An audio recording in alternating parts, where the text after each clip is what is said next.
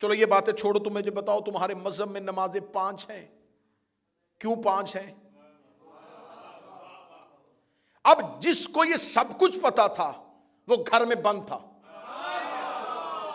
نوجوان میرا ساتھ دینا، میں تاریخی مجلس آپ تک پہنچانے لگا ہوں. وہ اکیلا نہیں تھا، وہ قرآن کے ساتھ تھا. کیونکہ قبلہ تائید فرمائیں گے کہ میرے آقا و مولا یہ ہے علی کی حکمت. مولا علی دربار خلافت میں آئے تھے کہ لے لیا تم نے ممبر رسول، یہ قرآن میں نے ترتیب نزولی کے اعتبار سے جمع کر دیا ہے، اس قرآن کو رکھ لو. اور یہ کہہ کے واپس بھیج دیا کہ علی نہ ہمیں تیری ضرورت ہے نہ تیرے جمع کیے ہوئے قرآن کی ضرورت ہے. اس علی سے قرآن نہیں لیا. آج تک مسلمان قرآن کو اس کی ترتیب نزولی کے اعتبار سے اکٹھا نہیں کر سکے. جو آیت پہلے آئی تھی وہ درمیان میں پڑی ہے، مکی صورتیں بعد میں آ گئی، مدنی صورتیں پہلے رکھ دی. قرآن کو اگر آپ پڑھنا شروع کریں تو قرآن چلتے چلتے آیت ایک بتاتی آگے لہجہ بدل دیتی ہے. بات ہو رہی ہوتی ہے بنی اسرائیل کی اور آگے فوراً حج کی بات ہونا شروع ہو جاتی ہے. حج کی بات ہو رہی ہوتی ہے آگے عورتوں کے حقوق کی بات ہونا شروع ہو جاتی ہے. قرآن نہیں بدلا، ترتیب بدل دی. ترتیب ایسے بدلی کہ جب ایک کتاب آپ پڑھیں، آپ کے پاس ایک کتاب ہو اور اس کتاب کو کوئی گھر کا بچہ آ کے شرارت میں پھاڑ دے اور صفحے ادھر ادھر کر دے، تو اب جب آپ کتاب پڑھنا شروع کریں گے تو اب آپ کو کتاب میں سے کچھ سمجھ نہیں آئے گا. ایک صفحے میں کچھ ہے، دوسرے صفحے میں کچھ ہے. اب پتا چلا کہ آج تک قرآن ہدایت کیوں نہیں دے رہا. یہ فرقے فاصلے قرآن سے ختم کیوں نہیں کر رہے؟ اس لیے کہ جس طرح قرآن نازل ہوا تھا اس طریقے سے تو ہے ہی نہیں. وہ قرآن علی لے کے ساتھ چلے گئے. اب یہاں پر الزام لگایا جاتا ہے کہ شیعہ یہ کہتے ہیں کہ ان کا قرآن اور ہے. ہمارا قرآن اور نہیں ہے، قرآن یہی ہے، لیکن ترتیب وہ نہیں ہے جس طرح نازل ہوا تھا. اور یہ آپ بھی مانتے ہیں کہ قرآن کی پہلی آیت کہاں پڑی ہے، قرآن کی آخری آیت جو آئی تھی وہ کہاں پہ پڑی ہوئی ہے. اس کا مطلب ہے قرآن نزول کے اعتبار سے نہیں، جیسے نازل ہوا تھا ویسے نہیں. اب فوراً سوال کیا جاتا ہے کہ اچھا اگر یہ قرآن علی کے پاس تھا تو جب علی کی حکومت آئی تھی، جو سوال بعد میں تقریر پہ ہونا ہے میں اس کا جواب پہلے دینے لگا ہوں. پھر علی اپنے دور میں اس قرآن کو مسلمانوں کے لیے نافذ کر دیتے. اگر مولا امیر المومنین اپنی چوتھی خلافت میں وہ قرآن لے آتے جو علی نے گھر میں ترتیب نزولی کے اعتبار سے جمع کیا تھا تو اس کے بعد ہر آنے والا خلیفہ اپنا قرآن لے کے آتا. اور الزام سارے کا سارا امیر المومنین پہ آتا کہ پہلے 3 خلفاء نے قرآن نہیں بدلا تھا. تو آج ہر گھر میں علیحدہ قرآن ہوتا. آج بڑے فخر سے جو سینہ چوڑا کر کے کہتے ہو نا مسلمانوں کا قرآن ایک ہے، علی کی وجہ سے ایک ہے، مولا امیر المومنین کی وجہ سے ایک ہے.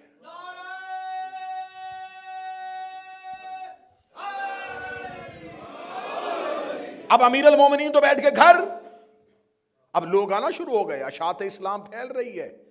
اب بھیجنا ہے لوگوں کو، مبلغ بنا کے بھیجنا، جاؤ تبلیغ کرو اسلام کی. جس نے تبلیغ کرنے جانا ہے اسے کچھ خبر ہوگی تو وہ جا کے تبلیغ کرے گا. وہ کسی قبیلے میں جائے گا، وہ کہے گا زکوٰۃ دو، وہ کہیں گے کیوں دیتے ہیں، وہ کیا بتائے گا. اب جس کے پاس سارے راز تھے وہ گھر کے اندر ہے، اس سے مدد لینی نہیں تھی. اب اپنا دین بنانا شروع کیا.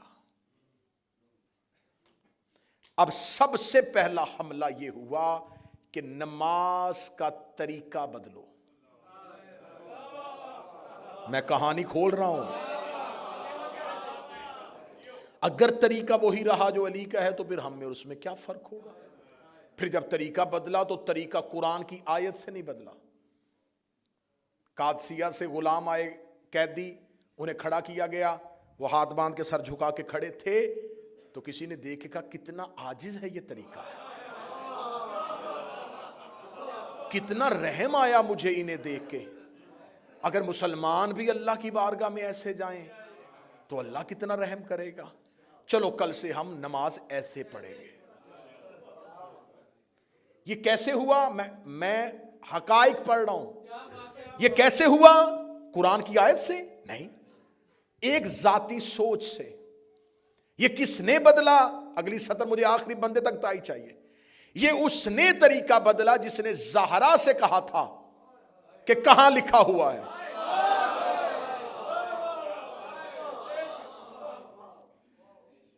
اب اپنا طریقہ بنانا شروع کر دیا, ایک ایک چیز نئی بنانی شروع کر دی.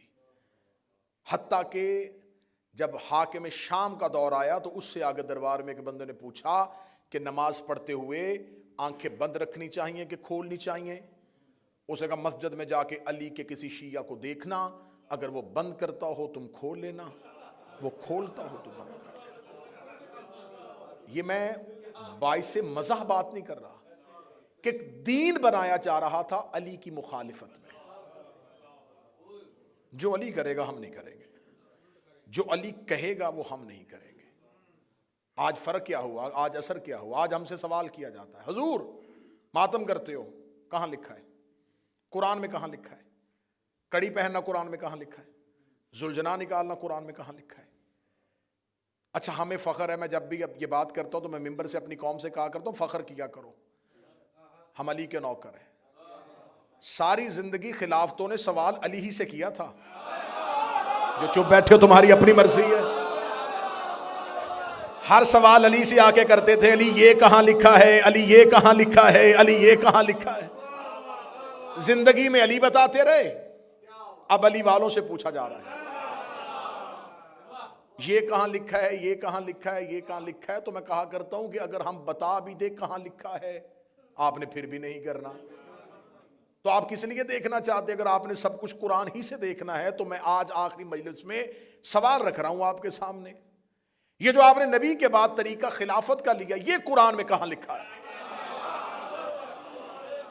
بات ختم کرنے لگا ہوں جی, جھگڑے آسان کرنے لگا ہوں, لڑائیاں ختم کرنے لگا ہوں, شیعہ سنی کو ایک دوسرے کے قریب کرنے لگا ہوں.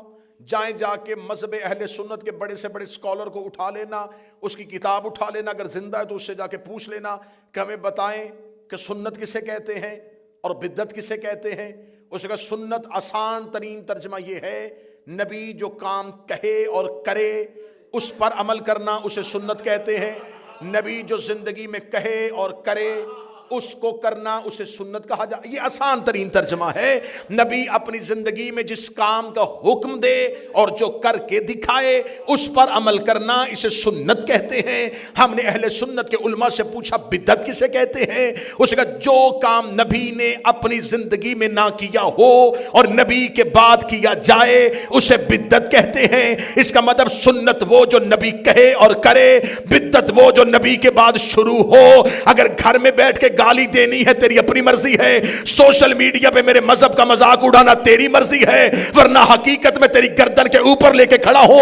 تیرے علماء نے مانا ہے جو نبی کہے اور کرے وہ سنت, جو نبی کی زندگی میں نہ ہو اور بعد میں ہو وہ بدعت ہے. پھر تجھے ماننا پڑے گا غدیر نبی کی زندگی میں تھا, سقیفہ نبی کے بعد تھا. غدیر سنت ہے, سقیفہ بدعت ہے.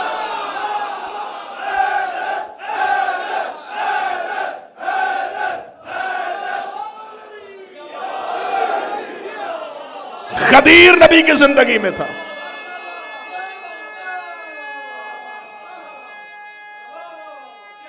بسم اللہ. غدیر نبی کی زندگی میں تھا, سقیفہ نبی کے بعد تھا. اور یہ فیصلہ تیرے علماء کر چکے ہیں, جو زندگی میں کہے اور کر کے دکھائے. غدیر میں منہ سے کہہ رہا تھا, ہاتھ پکڑ کے دکھا رہا.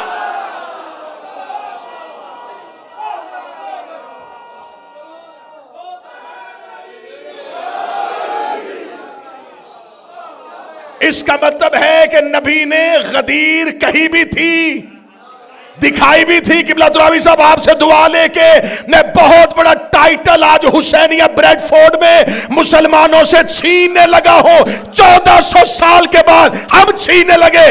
ہم اہل سنت ہیں. ہم اہل سنت، ہم شیعان علی، ہم اہل سنت ہیں۔ نبی نے کہا تھا انی تارکن فیکم الثقلین کتاب اللہ و اطرتی، میری حدیث ہے، میں دو چیزیں چھوڑ کے جا رہا ہوں، نہ قرآن چھوڑنا نہ اہل بیت چھوڑنا۔ ہم نے نبی کے بعد کٹ گئے، مر گئے، اکیلے ہو گئے، تھوڑے ہو گئے، زندانوں میں پھینکے گئے، سولیوں پہ لٹکائے گئے، نہ ہم نے قرآن چھوڑا نہ ہم نے اہل بیت چھوڑی، بندے چپ ہو گئے، ہم ہی اہل حدیث ہیں۔ اہل سنت بھی ہم ہیں، اہل حدیث بھی ہم ہیں۔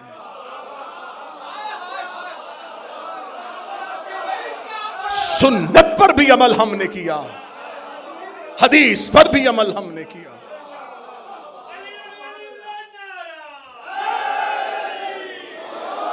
ہم نے نبی کے بعد امامت کو مانا،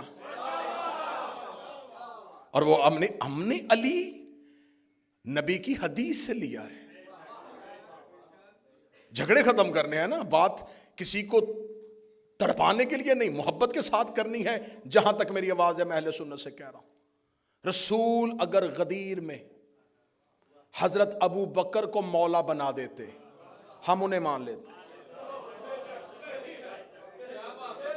چار بندوں نے بے شک کیوں کہا ہے؟ مشکل فیصلہ ہو گیا، مان لیتے۔ رسول نے، کیونکہ قرآن نے کہا ہے جو رسول دے۔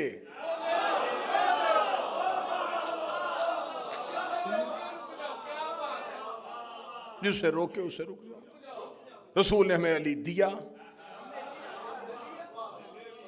جھگڑے ختم کرو، غدیر زندگی میں ہے، ثقیف آباد میں، غدیر میں 1.25 لاکھ صحابی ہیں، ثقیفے میں 40 یا 70 لوگ ہیں،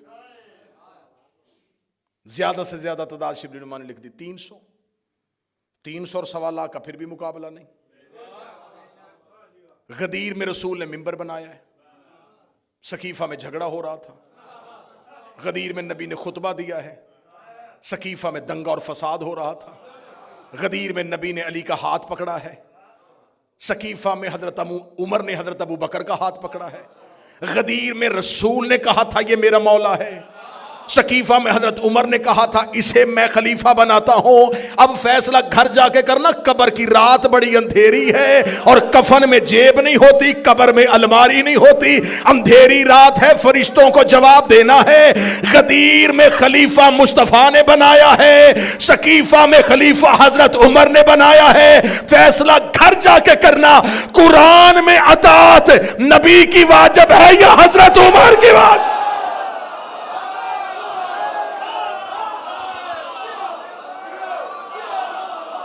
اگر تو قرآن میں اطاعت حضرت عمر کی بات ہے۔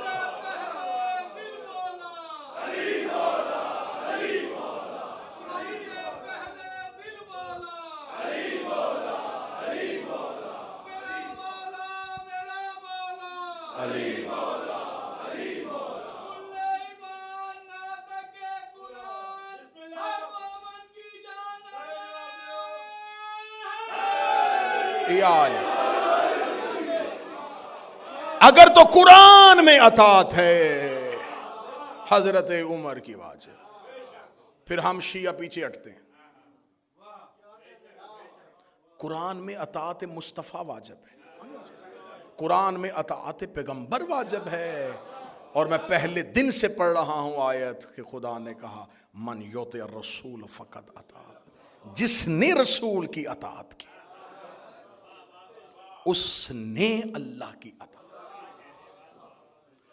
غدیر زندگی میں ہے۔ اب سیدہ جب دربار میں گئیں تو شہزادی نے صرف جگیر کا فیصلہ نہیں کروایا۔ ابن ابی الحدید کہتے ہیں کہ میں نے اپنے استاد معظم سے پوچھا، چلی جو گئی تھی بی بی، تو ان کو چاہیے تھا کہ وہ دے دیتے جاگیر۔ ابن ابی الحدید کہتا ہے کہ میں لکھ رہا تھا اور میرے استاد نے کہا قلم رکھ، اگلی بات سن اور لکھنا نہ۔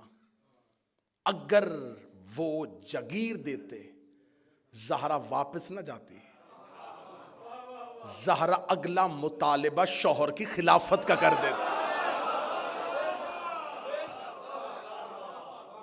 سیدہ فوراً اگلا مطالبہ. تو یہ سوال فدق کا نہیں جھٹلایا جا رہا، یہ خلافت علی سے بچنے کی کوشش کی جا رہی. انہوں نے خلافت امیر المومنین سے بچنے کی کوشش کی، لیکن بہت برے طریقے سے خود بھی پھنس گئے اور ماننے والوں کو بھی پھنسا گئے. ہم نے نبی کے بعد امامت کو مانا، ایسا ہی ہے. امام کو منبر تخت ملے یا نہ ملے، امام امام ہی ہوتا. یوسف قید خانے میں بھی نبی تھے، موسیٰ جنگلوں میں پیغمبر تھا، اور فرعون تخت پہ بیٹھ کے بھی لعنتی تھا. اس کا مطلب ہے کہ لعنتی تخت پر بھی بیٹھ جائے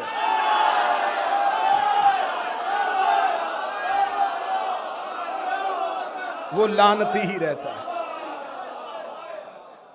میں نے لعنتی کی بات کی ہے، اور میرا مجمع بہت پڑھا لکھا ہے، انہیں پتا ہے کہ میں نے لعنتی ہی کی بات کی ہے.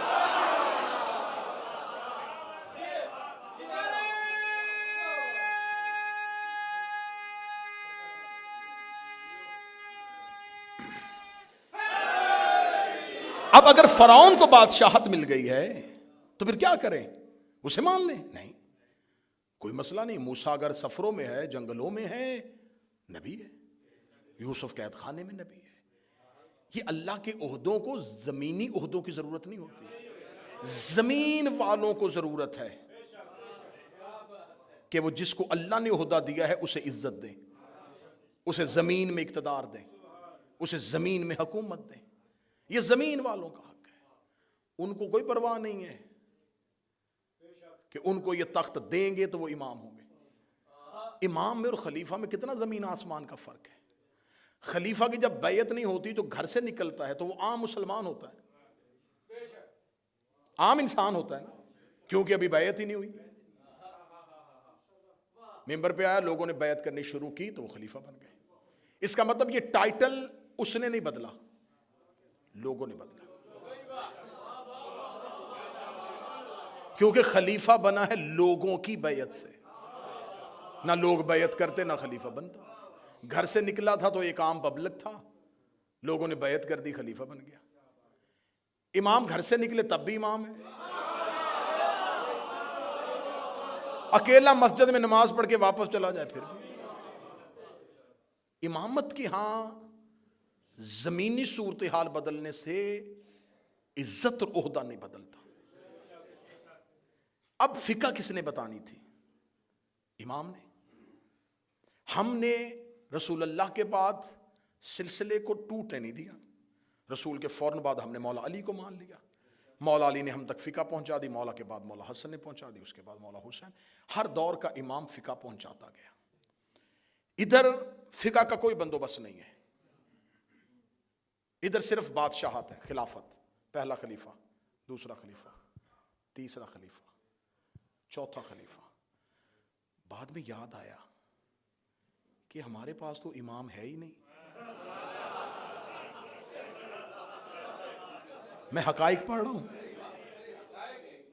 اب آج اہل سنت کے جتنے بھی اسکول آف تھاٹ ہیں، حنفی ہیں، شافعی ہیں، حنبلی ہیں، مالکی ہیں، یہ سارے کے سارے اسکول آف تھاٹس کہتے ہیں کہ جو ہمارا سب سے پرانا بزرگ ہے وہ ابو حنیفہ ہے. یہ سب سے پہلے آئے تھے. یہ جب آئے ہیں اس وقت تک حکومت پہنچتی پہنچتی چوتھے دور کو کراس کرتے ہوئے پانچویں دور کے قریب پہنچ گئی. 4 خلافتوں کا دور گزر گیا اور مسلمانوں کے پاس ابھی تک کوئی فقہ نہیں تھی. تم نے پہلا امام بنایا ابو حنیفہ کو. جب تک وہ امام نہیں بنے تھے تم کس کی فقہ پر عمل کرتے تھے؟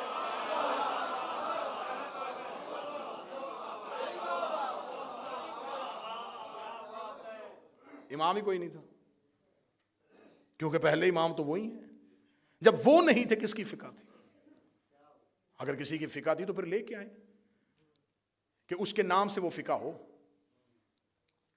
فقہ ابو بکر صدیق، فقہ عمر فاروق، نہیں، خلافت ابو بکر، خلافت عمر، خلافت عثمان، خلافت معاویہ، خلافتیں ہیں، امامت نہیں۔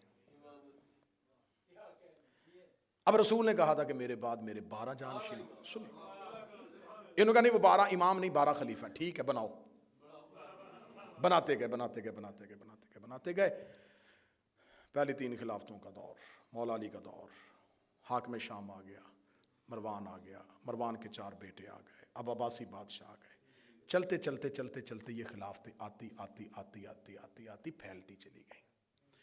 رسول نے کہا تھا کہ 12 پہ تعداد رک جائے گی، ہم نے پہلے کے بعد دوسرا، دوسرے کے بعد تیسرا، تیسرے کے بعد چوتھا، چوتھے کے بعد ہم 11 تک پہنچے، 12واں غیبت میں چلا گیا، ہم نے اس کا انتظار کرنا شروع کر دیا۔ ہم انتظار کر رہے ہیں اور آج تک کر رہے ہیں اور کرتے رہیں گے جب تک وہ ظہور نہیں فرمائیں گے۔ آپ نے امامت والی لائن نہیں اڈاپٹ کی، آپ نے کہا ہم خلافت والی لائن پہ چلیں گے۔ اب چلتے گئے مختلف بادشاہوں کو خلیفہ بناتے آخر تک آپ پہنچ گئے۔ آپ کے ذہن میں اب کیا کریں؟ اب آپ نے اتنا ڈھیٹ پن کا مظاہرہ کیا کہ آپ کے پاس اب اپنا امام تو تھا کوئی نہیں، آپ نے بھی کہنا شروع کر دیا امام مہدی۔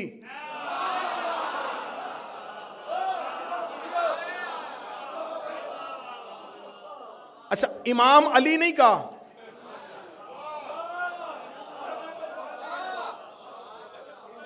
پہلی کا چاند باریک ہوتا ہے، کسی کو نظر آتا ہے کسی کو نہیں آتا، لیکن جب 14ویں کا آئے نا، علی امامت کا پہلی کا چاند ہے، میرا مہدی 14ویں کا چاند ہے، امام علی نہیں کہا۔ اچھا یہ تمام جگہوں پہ جان بوجھ کے مولا علی کو امام نہیں کہا، حضرت علی امام لفظ آیا ہی نہیں۔ جب دیکھا نا کہ ادھر خلافت میں یزید آ گیا ہے، امام حسین کہو، حضرت حسین۔ مرضی میں تھوڑے تھوڑے امام کیوں؟ مولا علی کو امام کہا نہیں، جب دیکھا ادھر خلافت میں یزید آ گیا ہے ساتھ ہی نکل کے نہیں امام حسین۔ اب کہو نا خلیفہ یزید۔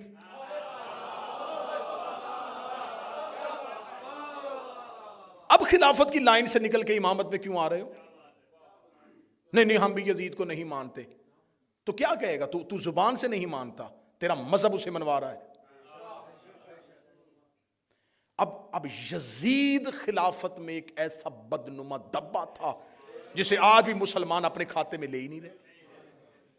یہی وجہ ہے کہ پورا سال چھوڑ کے جو ہی محرم آتا ہے ساتھ ہی کہتے ہیں ہم بھی امام حسین کو مانتے ہیں، ہم سبیل لگاتے ہیں، ہم حلیم کی دیگ دیتے ہیں، ہم 8 محرم کو نیاز بانٹتے ہیں۔ اب امام حسین کے کیمپ میں آنے کی کوشش کی جا رہی ہے، کیونکہ اب یزید برداشت نہیں ہو رہا، اب امامت کے کیمپ میں آنے کی کوشش نہیں اب ہم امام حسین کو مانیں گے، ہم بھی امام حسین کو مانتے، ہم بھی امام حسین کو مانتے۔ اتنی آسانی سے حسین ہم نے بھی نہیں دینا۔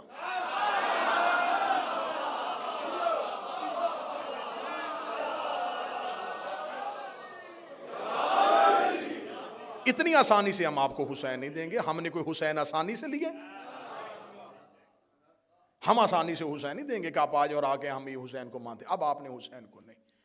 حسین ایک نظام کا نمائندہ ہے، یزید بھی ایک نظام کا نمائندہ ہے۔ حسین اپنی مرضی سے امام نہیں بنے، اسی نظام کے تحت امام بنے۔ سطر اگلی بڑی مشکل ہے، کم کلیجوں سے نیچے اترے گی۔ یزید بھی مرضی سے خلیفہ نہیں بنا،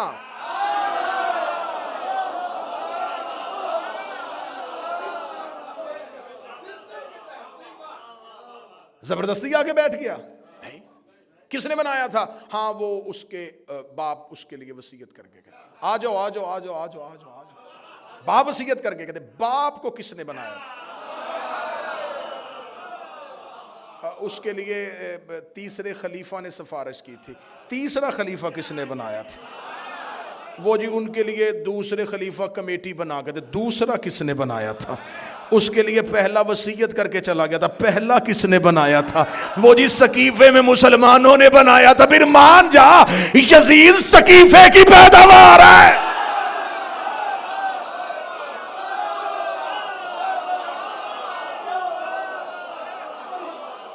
اب آؤ ادھر آؤ، امامت کی طرف آؤ. تم نے حسین کو کیوں مانا؟ اس لیے کہ حسن نے کہا تھا کہ میرا بھائی امام ہے. حسن کو کیوں مانا؟ اس لیے کہ علی نے کہا تھا میرا بیٹا امام ہے. علی کو کیوں مانا؟ اس لیے کہ نبی نے غدیر میں کہا تھا علی امام.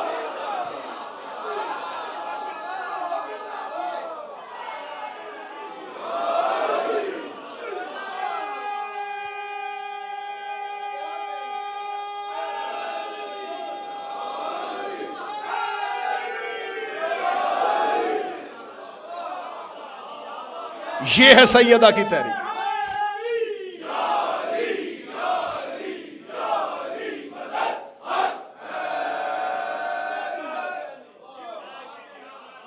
یہ ہے سیدہ کی تحریک. سقیفہ کی سازش کو بے نقاب کیا. یقین کرو اگر سیدہ یوں کھل کے سامنے نہ آتی، آج تک سقیفہ کی خلافت جنگ جمل اور جنگ صفین کی طرح اجتہادی مسئلہ بن جاتی. اجتہادی مسئلہ بن جاتی. ہاں بس ٹھیک ہے اجتہاد ہو گیا تھا. نہیں، سیدہ مخالفت میں آ گئی. سب سے پہلی مخالفت نبی کی بیٹی نے کی. ہمیں کہتے انہیں مان جو، مان جو، مان جو. کیسے ماننے؟ زہرا نے مخالفت کی ہے.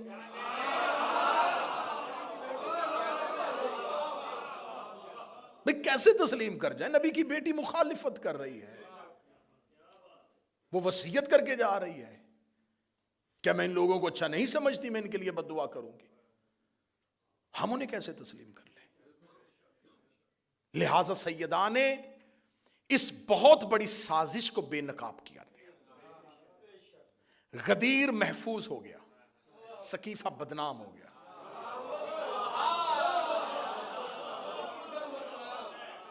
بدنام کر دیا نبی کی بیٹی نے اپنی تحریک کے ساتھ. اب جب یہ اسلام دو نظام کے تحت چل رہا ہے، ادھر خلافت چل رہی ہے، ادھر امامت چل رہی ہے. خلافت والے اپنی خلافتیں بانٹتے بانٹتے بانٹتے پہنچتے پہنچتے آپس میں جھگڑے، آپس میں اختلافات. امامت مطمئن ہو کے چل رہی ہے. خلیفہ کے بیٹوں میں جھگڑا ہوا ہے. میرے پاس اب وقت نہیں رہا. بھائی نے بھائی قتل کیا ہے. بیٹے نے باپ کی آنکھوں میں آگ کی سلائیاں دی ہیں. جاؤ جا کے پڑھو عباسی اور اموی بادشاہوں کی اولادوں کا کردار، وہ کیا کیا کرتے رہے. وہاں حکومتوں کی لڑائی اور جھگڑے ہوئے. امام کے جانے کے بعد کسی امام کے 11 بیٹے، 13 بیٹے، 9 بیٹے، 8 بیٹے، کوئی جھگڑا نہیں. انہیں پتا تھا امام ہم نے نہیں بنانا، اللہ طے کرے گا اور جو ہوگا وہ اگلا امام. خلافت کے گھر جھگڑا رہا، امامت کے گھر جھگڑا نہیں. امام مطمئن رہے. انہیں پتا تھا امام کے بیٹوں نے اختلاف نہیں کیا امامت میں کہ مجھے امام بناؤ میں امام بنوں گا. نہیں، وہ مطمئن ہے. وہ کس لیے مطمئن؟ انہیں پتا تھا کہ امام ہم نے نہیں بنانا. جب امام کے بیٹے مل کے امام نہیں بناتے، سر نہ ہلانا، زبان سے بولنا. جب امام کے بیٹے مرضی سے امام نہیں بناتے تو غلام کے بیٹے مرضی سے امام کیسے بناتے؟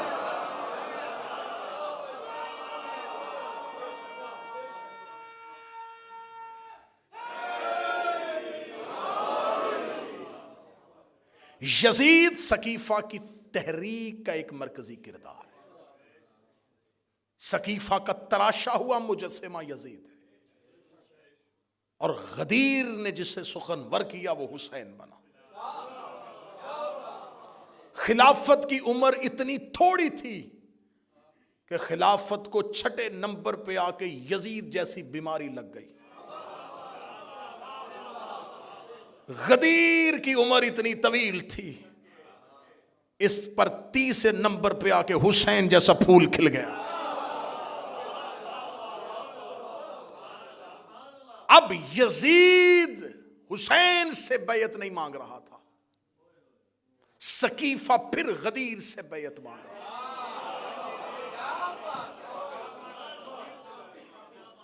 حسین کربلا میں آئے، لشکر نہیں ٹکرا رہے، دو نظام آپس میں ٹکرا رہے۔ غدیر نے سقیفہ کی حکومتوں کا بت ہمیشہ کے لیے توڑ دیا۔ امامت چلتی چلتی چلتی چلتی باروت پہ آ کے رک گئی، اور خلافت اپنی ہی گلیوں میں کہیں گم ہو گئی۔ 53 اسلامی ملک ہیں، کسی کو نہیں پتا کہ اولی الامر کون ہے۔ اطیعوا اللہ و اطیعوا الرسول و اولی الامر منکم، اطاعت کرو اللہ کی اور اس کے رسول کی اور اولی الامر کی۔ اولی الامر کون؟ وقت کا بادشاہ۔ تو اسلامی ممالک تو اسلامی کنٹریز تو بہت زیادہ ہیں، کس ملک کا بادشاہ اولی الامر ہے؟ حضرت محمد بن سلمان اولی الامر ہیں، یا حضرت شہباز شریف اولی الامر ہیں؟ کون اولی الامر ہے؟ آپ کے تو اولی الامر بہت زیادہ ہو گئے، ہم تو اطمینان سے بیٹھے۔ کس سے چھینی تھی؟ نبوت کے بعد عہدہ چھینا تھا نا، اب آ جاؤ، انتظار کرو ایک وقت کا، ہم بھی کر رہے ہیں۔ اس وقت میں آ جائے گا امامت کا نمائندہ بھی، اور امامت کا نمائندہ جب زمین پہ اترے گا تو ایک نبوت کو بھی زمین پر اتار دیا جائے گا۔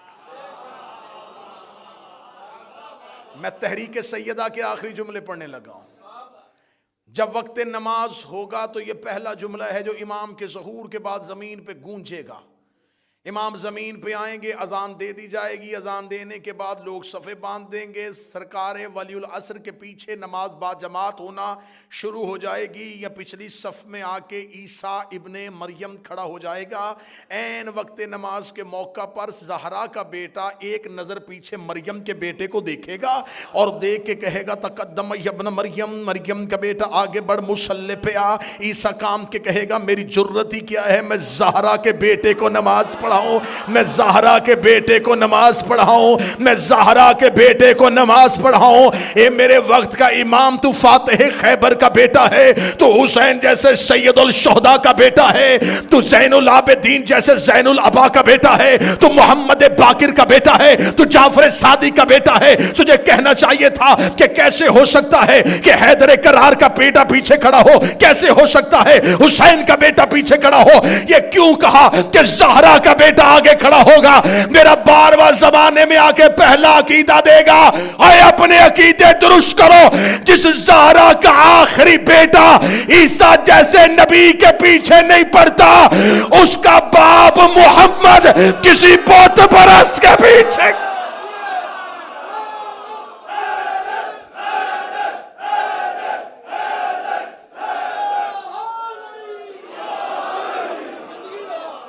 انتقام میں حجت شروع ہوگا زہرا کے دشمنوں سے۔ میرا مولا تمہیں اپنی زندگی میں ظہور دکھا دے۔ ہماری آنکھیں بند ہوں تو میرا 12واں آئے، ہمیں قبروں سے اٹھنے کی توفیق دے۔ میرا مولا انتقام ہی زہرا کے دشمنوں سے شروع کرے، قبروں سے نکالے گا۔ روایات مذہب جعفریہ کی چاہو گے میں ممبر پہ دکھانے کے لیے، قبروں سے نکال کے الٹا لٹکائے گا، کہے گا جلاؤ ان کو۔ مذہب اسلام میں میت جلانے کی اجازت نہیں ہے، میرا 12واں کہے گا جلاؤ ان کو۔ میں ان کے بدن سے آگ کے شعلے دیکھنا چاہتا ہوں۔ اے رحمت للعالمین کا بیٹا، کیوں ان کے جسم سے آگ کے شعلے دیکھنا چاہتا ہے؟ رو کے میرا 12واں کہے گا نہیں بھولی مجھے دادی کے دروازے کی۔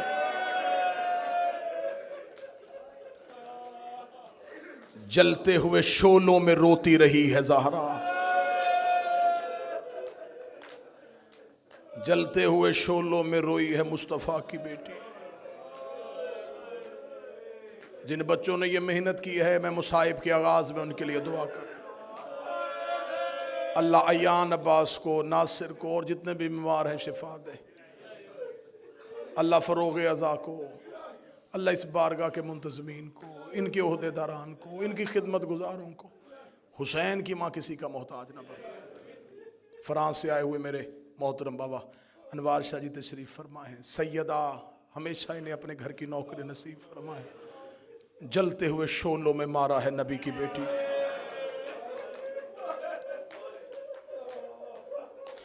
یہ آواز میری یہاں تک نہیں رہے گی، میں بار بار کہہ رہا ہوں، یہ مجلسیں پوری دنیا میں سنی جا رہی ہیں، ہزاروں لوگ ان مجلسوں کو سن رہے ہیں۔ میں تم سب کے عقیدوں کو سلام کرتے ہوئے آواز جہاں پہنچانا چاہتا ہوں وہاں پہنچانے لگا ہوں، تاکہ میں قیامت والے دن نبی کی بیٹی کے سامنے شرمندہ نہ ہوں۔ مسلمانوں، تمہارے مذہب میں اگر چور قرآن پہ ہاتھ رکھ کے قسم دے دے تم اس کی قسم مان لیتے ہو، قاتل قرآن اٹھا لے تو مان لیتے ہو۔ میں مذہب جعفریہ کا ایک ادنا سا طالب علم، حسین کا عزادار، ماتمی حسینیہ بریڈ فورڈ میں بیٹھ کے ممبر پہ مائک پہ دو علموں کے درمیان کھڑے ہو کے کہہ رہا ہوں، مجھے اللہ کی وحدانیت کی قسم، مجھے نبی کی رسالت کی قسم، مجھے زہرا کی عزت کی قسم، مجھے حسن کی عصمت کی قسم، مجھے حسین کی 13 ضربوں کی قسم ہے، میں غلط پڑھوں نبی امت میں سے نہ اٹھائے، علی اپنے پیروکاروں میں سے نہ اٹھائے، حسین اپنے داروں میں سے نہ اٹھائے، میرا حشر قیامت والے دن یہودیوں کے ساتھ کرے۔ اتنی قسمیں اور بددعائیں کوئی نہیں دیتا۔ دو علموں کے درمیان ممبر پہ اتنی قسمیں کھا کے صرف سنیوں کو یقین دلانے لگا ہوں، قتل ہوئی ہے نبی کی بیٹی، طبعی موت نہیں مری، قتل کیا گیا ہے نبی کی بیٹی کو۔ میرا کام تھا قسمیں کھانا، اب جا کے علماء سے پوچھنا کس نے قتل کیا تھا نبی کی بیٹی کو، کون دروازے پہ آ کے مارتا رہا تھا مصطفیٰ کی بیٹی۔ قتل ہوئی ہے پیغمبر کی بیٹی، اور جوان بیٹیوں کے باپ بیٹھے ہو۔ جب زہرا نے دنیا چھوڑی ہے، منتظر شاہ بی بی کی عمر اتنی تھی جتنی کربلا میں حسین کے اکبر کی عمر تھی۔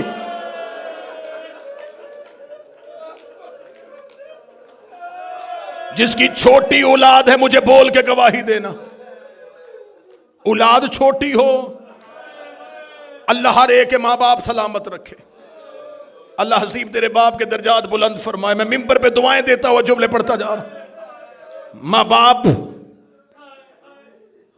کا سایہ اولاد پہ اللہ سلامت رکھے۔ اولاد چھوٹی ہو نا، باپ مر جائے، ماں بچے پال لیتی ہے۔ اللہ نہ کرے کوئی اولاد چھوٹی ہو اور ماں مر جائے، پھر باپ سے بچے پالے نہیں جاتے۔ اولاد چھوٹی ہو اور ماں بیمار ہو نا، کوئی پوچھنے کے لیے آئے تو رو رو کے کہتی ہے مجھے زندگی سے محبت نہیں ہے، لیکن دعا کرو اللہ مجھے صحت دے دے، میرے بچے بڑے چھوٹے ہیں۔ بچے چھوٹے ہوں تو ماں کو موت سے ڈر لگتا ہے، ماں رو رو کے کہتی ہے میں نہ مروں، میری بیٹیاں بڑی چھوٹی ہیں، میرے مرنے کے بعد میرے بچے رل جائیں گے۔ ہر ماں کی حسرت ہوتی ہے میں بیٹوں کے چہرے دیکھوں، میں بیٹیاں عزت کے ساتھ گھر بھیجوں۔ پردے میں میری بہنیں بیٹیوں کے لیے دعا کر رہا ہوں، اللہ تمہیں اولاد کے سر پہ سلامت رکھے۔ ماں کینسر کی مریضہ بھی ہو، اسے موت سے ڈر لگتا ہے کہ میرے بچے بڑے چھوٹے ہیں۔ زہرا کی اولاد چھوٹی تھی اور بابے کی قبر پہ آ گئی، بابا میں مرنا چاہتی ہوں، بابا اب زہرا کو موت دے دے، بابا انہوں نے مجھے بڑا ستایا۔ منہ سے موت مانگی ہے نبی کی بیٹی۔ آج ہم سے کہتے ہو ان کی عزت کریں۔ خدا نے جتنے عدد خلق کیے اتنی دفعہ ان پہ لعنت، رلایا ہے انہوں نے نبی کی بیٹی کو۔ کل میں نے پڑھ دیا زخم محمد کی بیٹی کے، تمہاری طاقت جواب دے گئی تھی، میں پڑھ ہی نہیں سکا۔ میں دیکھ رہا تھا کل پڑھتے ہوئے مجمع سے لوگ بے ساختہ ہاتھ جوڑ رہے تھے۔ عمران بھائی مجھے خبر ہو گئی، میں الموں کے درمیان